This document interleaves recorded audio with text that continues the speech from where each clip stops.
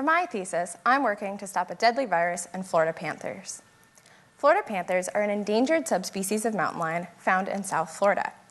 In 1995, there were only about 28 individuals remaining. And while those numbers are improving, there's still only about 1 to 200 panthers. And with a single population that small, things like infectious diseases threaten to wipe out the remaining individuals. In 2002, panthers experienced a major outbreak of a deadly virus called feline leukemia virus, or FELV. Now, the pet owners in the room may be familiar with this virus, as it also affects domestic cats. In fact, the outbreak in panthers was found to be the result of transmission from domestic cats to panthers. That outbreak affected up to 25% of the population, showing just how serious this virus is for panthers. Unfortunately, humans and their pets are increasingly encroaching into wild spaces. And with that encroachment, panthers are experiencing continual risk of future outbreaks of FELV. My thesis is therefore focused on better understanding how FELV transmits in panthers and what we can do to stop or prevent that transmission. Now, that might sound like I'm spending my thesis out in the Everglades wrestling panthers, but I'm taking a far less sweaty approach. I'm using supercomputers. That's because I use computer-based disease modeling to study how viruses transmit in Florida panthers. Now, I kind of like to think of my project as something out of a spy movie.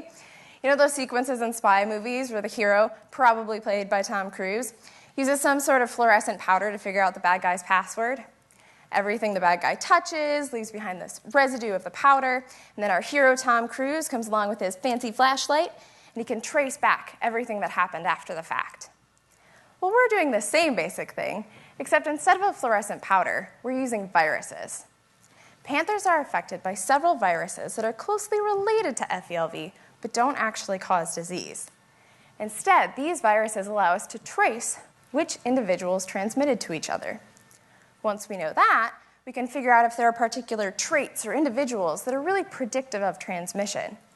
For example, maybe young male panthers that are fighting to establish territories are responsible for more transmission events. If so, these would be excellent individuals to vaccinate to prevent future transmission.